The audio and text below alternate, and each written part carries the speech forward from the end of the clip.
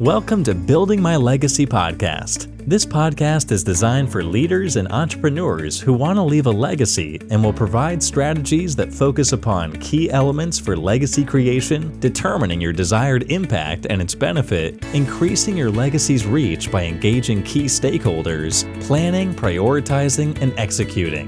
Here's your host, Dr. Lois Sonstegard. Welcome, everybody, to today's Building My Legacy podcast. I have with me today Frank Bria. He is going to be perfect for what a lot of you are thinking about, and that is how do I scale and grow and get ready for that next phase in life. So he is author of Scalable Consulting, Use a High-Ticket Program to Transform Your Six-Figure Practice into a Seven-Figure Enterprise. Whew. I have to take a deep breath after saying that because that's a lot that you said in that title. But I think, Frank also comes out of fintech, has worked with startups and with consulting companies.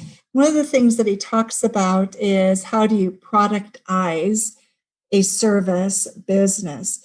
So why don't you tell us a little bit about yourself that I've just sort of glossed over, and then let's get into productizing a business and what that really means. Sure. Thanks, Lois. I really, first of all, thanks so much for inviting me on. I really appreciate it. I describe myself as a recovering consultant. If there was a 12-step program for consulting, I would probably have formed it by now. But I started off in fintech, a couple of tech startups. We sold a few, crashed a few, but from there developed a consulting practice. A lot of the companies that we worked with and people who knew us wanted to continue the expertise that I had started in those startup companies. And so, I became the, hey, Frank, we need you in Johannesburg in 3 days guy, which sounds great. When you start, it's like, okay, you're needed all over the world. I've consulted with companies on 5 continents and traveled all over the world. It sounds amazing until you get stuck in it, and you realize that it's all you've created and that it's just you and there's nothing else left. You talk so much about building a legacy. The problem with consulting is that there's no legacy fundamentally. It's you as the job, it's you as the product. And when you move on, there's nothing really there. And I mean that just from a business perspective as well, from an overall give back to the world perspective. If you spend so much time just you being the deliverable, it's really tough for you to have the time to do bigger things. And then as a business model, there really is literally nothing to hand off. You can't sell a consulting agency when you are just the product, because once you move on, there's nothing left there to buy. So that is so true. And when you're building something, you build it to sell it, right? Right. Well, and that's exactly the sort of realization I came to. I was I remember one day I was in Kiev. I had flown to Ukraine for this great meeting. People all over Eastern Europe were coming to listen to me talk about what it is that I needed to share with them. And I got a text message as I walked into the meeting. One of my family members had to go to the hospital and emergency surgery and was going to be there for days. And I had kids. They weren't super young, but they were, young enough to not be left alone for 3 days that suddenly were at home alone.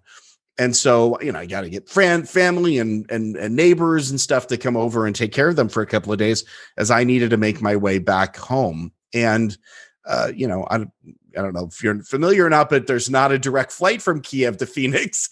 So it's a long and winding journey over 36 hours, but I had to do the unthinkable, which is to stand up in the middle of a meeting where everyone had flown in to hear me talk and say, I'm sorry, I have to leave right now. I have to go I have an emergency. I have to go to the airport.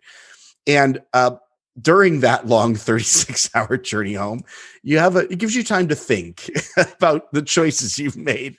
And the realization I came to was that I've just really created the worst job in the world. That's all I really did is I built a job that paid well, but that was all it was a job. And I was just working for me. But I didn't have a business. And if I had an emergency or I wanted to take time away, and it wasn't just that emergency. I mean, there were soccer games I missed. There were ballet recitals that I couldn't go to and things like that. And all of those little things start to add up, and you start to realize, wait a minute, I wanted to do this to create some freedom for myself. I wanted to be in business for myself, to be able to make choices about the things that I spend my time on. But if I'm the product and I don't show up, then I don't get paid. And that is a problem. So I began this journey of, okay, well, we got to change everything. Things have to change. And obviously I have to scale, which means I can't be the product anymore. I've got to change what I do. And that's what really kicked everything off, is this realization that, hey, I've got to become a scalable service business.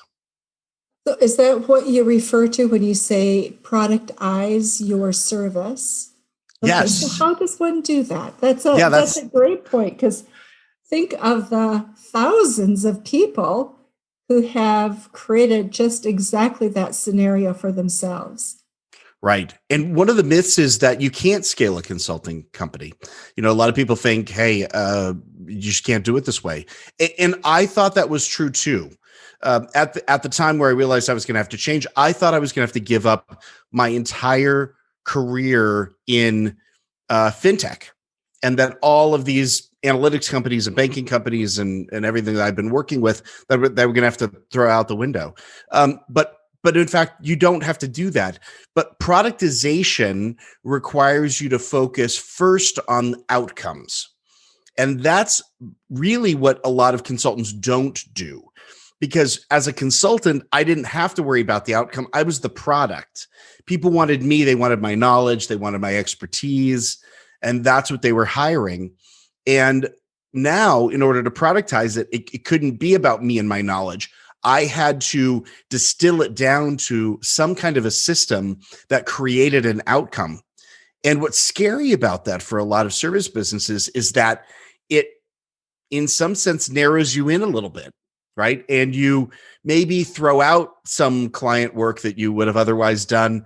And that's scary, because it feels like you're giving up potential revenue. But in some sense, it's very much like any other marketing exercise where we talk about niching down and finding a focus. We're doing the exact same thing, except we're doing it with our product and not just with our ideal client type. So that's the first step. The first step is, what is the outcome I'm trying to create for my client? And focus in on that. That becomes then the product rather than me or my expertise. So, okay. So once you look at outcome, for me, I'm a systems type person. So I love looking at processes, outcomes, and measurement. Yeah. And so I'm going backwards from that. You've got a process that you've put in place. It's a systematic process that's reproducible. Am I correct? That's absolutely right. And so once you've identified this outcome as the thing you're selling, you have to be able to replicate that on a regular basis. This is the productization part. So there is a system or a set of steps that takes your client from where they are today to the place they want to go. And this is the part that it's often helpful to get some outside perspective on.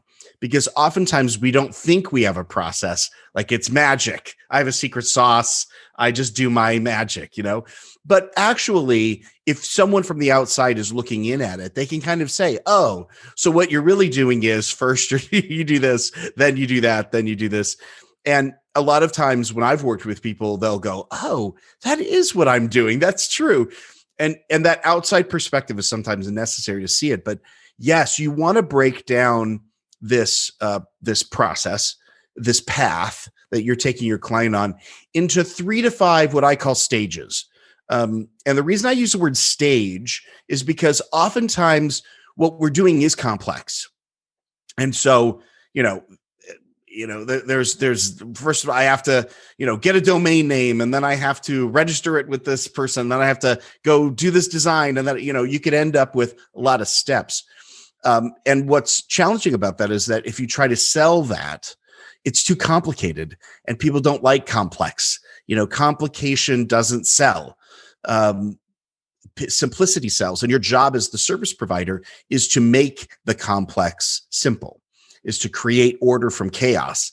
And so you want to take all of those 79 steps that it takes you to get from A to B and break them down into major stages, 3 to 5 stages that your audience, that your client can understand, so that they think about it in a simplistic way. Oh, I get it. Like, you do this and then you do this and then you do that. And that is what I like to call a proprietary process. That's your secret sauce.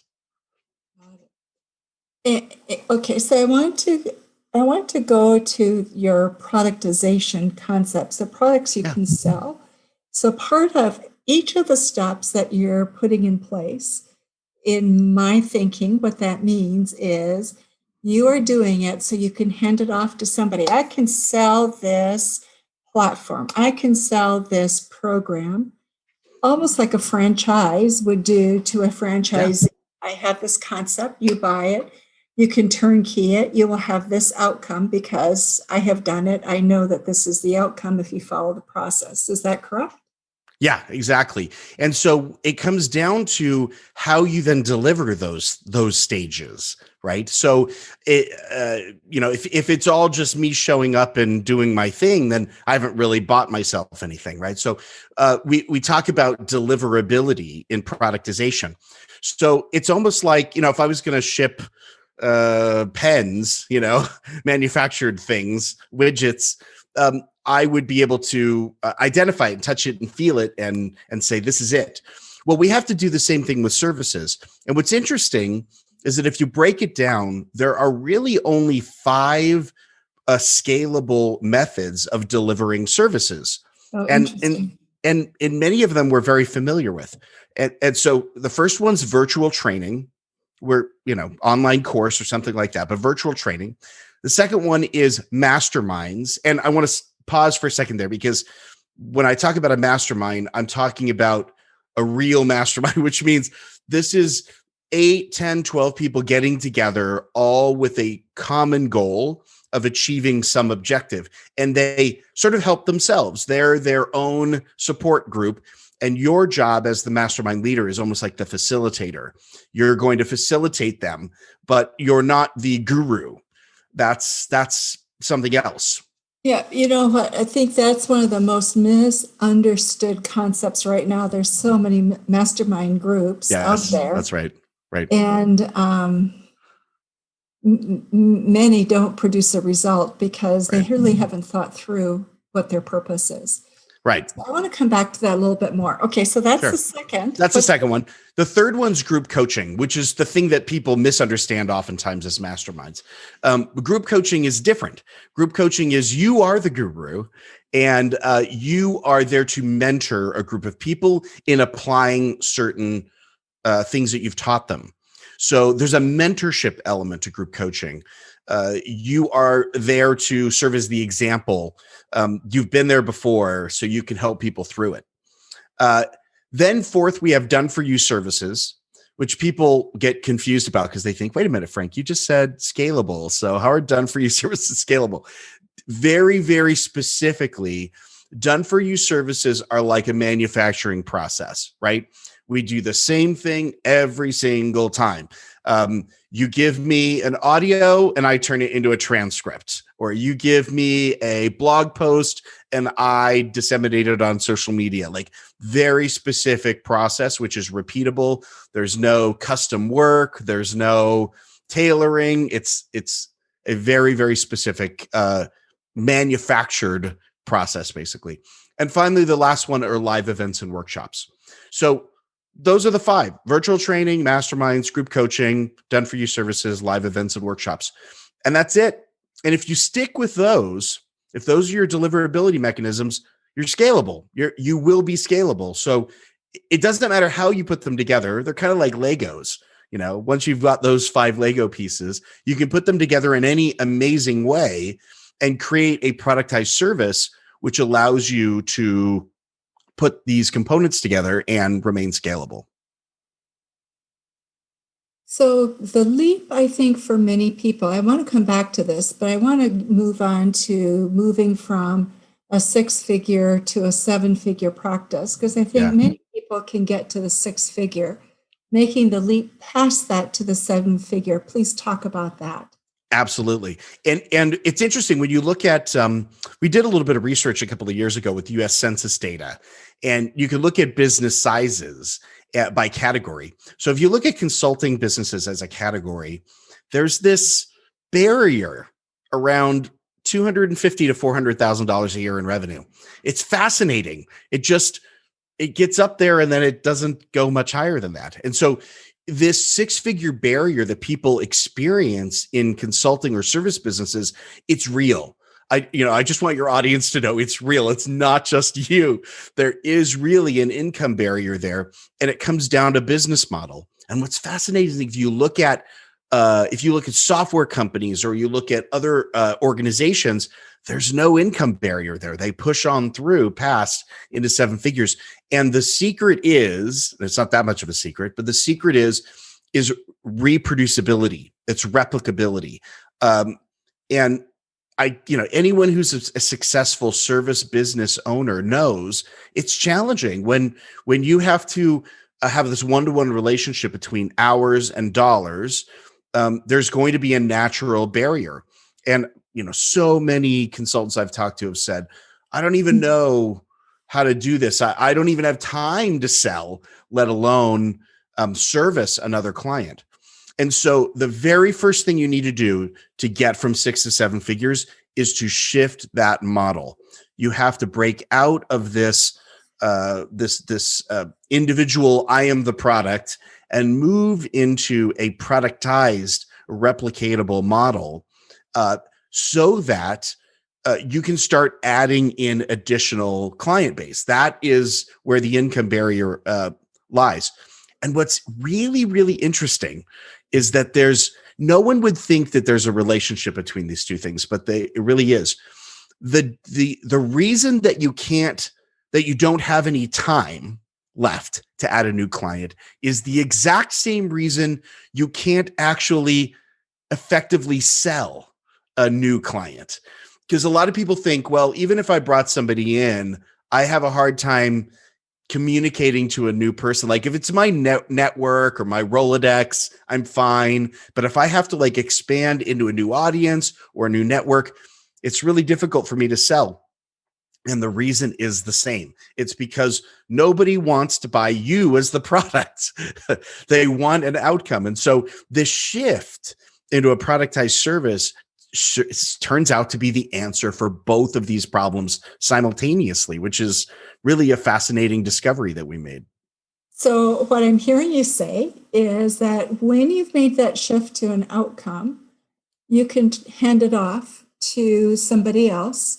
Somebody else can go in your place to do the group coaching, how about masterminds? Right. Or even do the done for you services. So if you think about what would shift, if you do custom project work, let's say you're an agency, like a marketing agency, and you do custom projects, if you shift over to a very replicatable process, guess what happens? Every single one of those steps has a very specific skill associated with it. And so now you can hire to that skill. Oh, I need somebody who's going to transcribe an audio file. Great. I know how to hire that person. Where if you stay with this, custom project or one-off project work, you have to have superstars just like you. And that's the real challenge that most consultants say they have in hiring people is I can't find anyone with my skill. I can't trust anyone to do what I do. Well, guess what? You are a superstar. That's probably the reason you're running your own business and that you're doing your own thing. It's very difficult to scale a hiring model where you can continue to have to find superstars. That's not sustainable. Instead, you need to identify the small skill sets necessary to build up this Lego structure and then hire specifically to those needs. What's interesting is hiring for specific needs instead of having, I think one of the dangers that a lot of people get into is hiring people similar to you, perhaps. Right. Now you've got a payroll that is not affordable. Right. Exactly. And it's hard to hire those people. They're hard to find, and they may not stick around for very long, right? They may be entrepreneurial like you, and they may want to do their own thing. And so you may spend a lot of time training and getting them up to speed, and then they move on. This is one of the most difficult things for consulting firms that try to grow by just growing a bench of great consultants. It's really difficult. It's expensive. And it's if you're just in the low six figures, it's difficult to have the payroll. You have this game of, well, I want to hire somebody and you have to pay them a lot of money, but I don't have a client to back it up. So even if I do have one client, that's not enough. It's just barely enough. And they don't want to come on half-time or part-time. And it becomes really challenging. It's a very difficult process. So, I mean, you also have to be incredibly sure about what your system is. Otherwise, you can't do that, right? Right. That's right. And I think a lot of people begin with sort of a muddle through mentality, and that doesn't work. I want to come back to masterminds, though, because there are a lot of masterminds out in the market. And I've been a part of some of those masterminds. Some have been good, and some have been quite disappointing. So you look at that and you go, okay, what is the structure of that? Do you also, for each of these items, put together outcome perspectives so people know when they come to the mastermind, there's an outcome to be achieved? Yes. The outcome orientation is the number one key driver of success of these programs. So one of the first things I'll say is there's never one right way to do anything, right? There's tons of different ways and lots of people are different. But what I will say is, we've had the opportunity in working with a number of different companies to see these programs from the inside out my team and I have worked with dozens and dozens of these companies from the inside, and I've trained thousands of entrepreneurs on how to do this. And so I can tell you there are keys to success. There are best practices. And what you're looking for in the design of a really good program is three things. First of all, you need skills. You need to be able to teach skills to your audience. There are going to be very specific things that they have to do in order to get to this outcome, and you need to teach those skills. That's usually not the problem. Usually people teach a lot of skills, but the other two pieces often are missing. Accountability is huge. Your client needs accountability. There's just no way around it. And I hear a lot of entrepreneurs in service businesses say, listen, I'm going to teach you how to do it.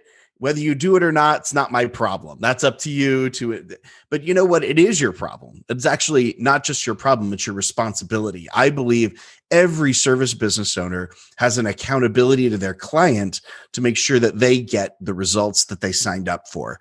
And that means you need to have a system in place for accountability, that your client does the thing that you've asked them to do.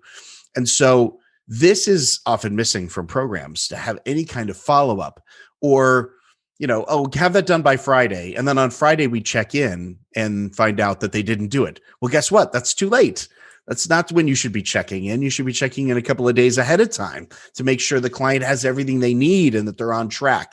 It's not helpful if it's late, right? And so that's the second thing. And the third is mentorship.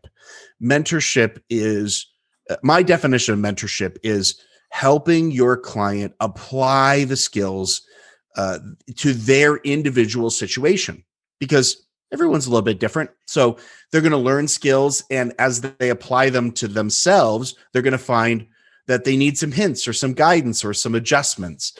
And it's your job as the mentor to help them through that process because you've done this before. So I look for these three things in any good program design: skills, accountability, and mentorship. I kind of call it the SAM profile. If you've got SAM in your program, then you've got a really good design. And Interestingly enough, there's a high correlation between programs that fail and programs that don't have all three of these components in place. When you do a mastermind group, how long are they for? Are they time limited? How do you structure that? That's a great question. So again, starting with outcome first. So everything is driven by outcome. What we find is that for an initial program, if you have a brand new client you've never worked with before, the time horizon is fairly brief. You want to get them results quickly. And so we find that 12 weeks is a pretty good guide for when their first big milestone should be met. 9 to 16 weeks. You can kind of, play with a little bit, but the idea is that somewhere in a 90-day time frame, your client wants a win. And so if you, as that very first program, and we like to call it a core offer, if you put out a core offer, you should have some kind of a 12-week milestone in place. Now, after that, you want to continue working with them. Once they've gotten a little wind at their back, once they've got some assurity that you know what you're doing, and frankly, you also know that this is a client you want to work with for a long period of time, then you can move on to something bigger. And that next offer we like to call an ascension offer, and that can be for 12 months. And so it's good to have a long-term objective. When you enroll a new client in a program, you should be looking long-term. You should, point to the top of that mountain and say, we're going to go up there. That's where we're going. But the first thing we're going to do is we're going to get in shape, or, the first thing we're going to do is reach the base camp or whatever it is, so that your client knows that you've got something big in mind for them. But they want quick wins. They want something immediately they can say was successful. So what would be a reasonable 90-day offer? Well, this would vastly depend on, the company and the audience, but I'll give you a couple of examples. So I like to break down kind of audiences into, what do people want? What do people really want when they buy something? And honestly, there's just four things, right? They want to make money, save money, stay out of jail, or have a better life. That's kind of it. Those are the four things. So let's take a look at a couple examples. Let's say it's a make money kind of an offer, right? So if you're working with businesses and you look at the next sort of 12 weeks, what can you get done in terms of revenue generation in 12 weeks? The mistake a lot of people make in an initial offer is they'll do the strategy work, but no execution of that strategy. So again, to make this a win, there needs to be some execution. So for example, in a 90-day offer, you may set up all the strategy. Maybe you've done, avatar analysis. Maybe you've done some market analysis. Maybe you've done some offer work. Maybe you've put some scripts together or some funnels together or something like that. And then you want to leave a little bit of room at the end of that program, maybe 4 weeks or something, to let your client execute on the strategies with you looking over their shoulder. So, we tried on week 1 and we run into some trouble. Aha, that's what we have mentorship for. We're going to help, smooth out, iron out the issues, iron out the wrinkles, and then move on to week 2. We execute again. So as long as there's some kind of, okay, well, let's get the first thing out, right? That's usually a good make money kind of an offer. But there are also people. Sorry, guys. I'm sorry. Go ahead. I was just going to say there are also people in the better life, personal development field, right, where making money isn't the goal. And they have then the challenge of coming up with very specific outcomes for how you get this done. So I'll give you an example. One of my clients, she worked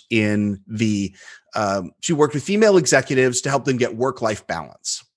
So that was her initial positioning. Now, that sounds great, but no one really knows what work-life balance looks like. There's not like a definition. You can't, if you have work-life balance walking down the street, you can't go, aha, there's work-life balance. So it was challenging for her to sell that because no one really understood what that meant. They understood it's good, but they didn't really know what it meant for them. So we worked on repositioning that outcome. And this is what everyone in the personal development space needs to do, is to think through, how do you get a tangible outcome out of the work? So she realized that in the work that she did with her clients, they used work-life balance to get some outcome in their life. And that's often the question you have to ask yourself. So for her, it was, my clients achieve work-life balance because they want to go do something big for themselves, and they don't have the time or the structure to do that. And so she repositioned what she did, and she talked to female executives and said, we are going to set an audacious goal for the next 12 months, and then we're going to achieve it. So for her, that first 90 days was, we're going to create the strategic plan, basically the execution plan, and we are going to get the first step done. So that way they had a plan and some momentum. And it was so natural at the end of that 90 days to say, do you want to keep going? Do you want to keep finishing out the plan? And so upselling into the longer term was just such a natural movement. And it made the sales process beautiful. She brought women into this beautiful lunch she had done in a hotel and spent the entire hour having them imagine this big audacious goal. And they would talk about it. They'd write it down on a piece of paper. They'd stand up. They'd announce it to the rest of the group. Everyone was applauding and cheering and shouting, and it was great. People were hooked emotionally. And then at the end, she had the easiest sales pitch in the world. She said, "Who wants to get this done? Raise your hand." And then they were enrolled in the first part of the program. So it really is establish that long-term objective and get the first thing done. You really want some tangible outcome in the first 90 days. Frank, time goes much too fast. I want to go talk about challenges. What are some of the biggest mistakes that consultants can make in the process of creating this? I think the biggest mistake that people make, and I made this mistake, is to think that productization means cheap. Oh. So if you go from, I'm the product and I'm working with folks, I'm going to have to lower my prices to scale. That's not true. Price is about value, not about time. A lot of people think, well, I'm not taking up as much time anymore, so I have to charge less. No, that's not true. And even if we know in our heads that we're not charging by the hour, sometimes we still feel that scalability is not enough of me, and so it's of lower value. But we need to remember that value is in the eye of our client's outcome. So as long as we're getting them that outcome, it doesn't matter what the time frame is. And in fact, our client doesn't care. In fact, our client would rather have it go faster. If they can get to their outcome faster, they're actually happier, and they're probably willing to pay more. So we need to anchor our price points, the investment levels of our programs, in the outcome, not in the amount of time that it takes. And so, great point. Yeah, if you're doing corporate consulting, you're charging a lot, you can still charge a lot as long as you're providing a lot of value. And I think one of the things that people don't do enough is to measure their result. So you have something concrete to talk about. Right. You want to say, I made a difference, but how do you really know? And I think that is part of what you do when you're scalable. You have a measurable result that you can have others reproduce. Yeah, you're absolutely right. This concept of return on investment is incredibly important for a larger business. Yeah, you're absolutely right. Frank, anything we've missed that you are passionate about that people should think about? Well, we kind of talked about it already, but I'll tell you what my big passion is. It is truly around service business owners taking accountability for their clients' results. Like I am really, really passionate about it. It's something that I think we don't talk enough about as entrepreneurs, as service business owners, as consultants. It's really easy to be flippant about, oh, well, our client just didn't execute. And I don't think it does a service either to our clients or the industry. So, I say the very first thing you want to do is to make a moral commitment. I'm not talking about legal guarantees or money back or anything like that. I'm saying start on day one by saying, I am going to feel accountable for the results that my client gets. And you'll be amazed at what that changes about how you think about what your product is, how you think about how you engage with your client. And frankly, it affects the bottom line because your clients feel the commitment, they feel supported, and they're going to come to you much more quickly and be willing to pay more. On that note, we will end. It's those results, and it's how we're accountable for creating those results that makes the difference. Frank, you are a fount of wonderful wisdom. So thank you for sharing that with us today. And for those of you who are listening to Building My Legacy podcast today, thank you very much. You've been listening to Building My Legacy podcast with Dr. Lois Sonstegard. To book your appointment with Dr. Sonstegard, visit www.buildtomorrow.com.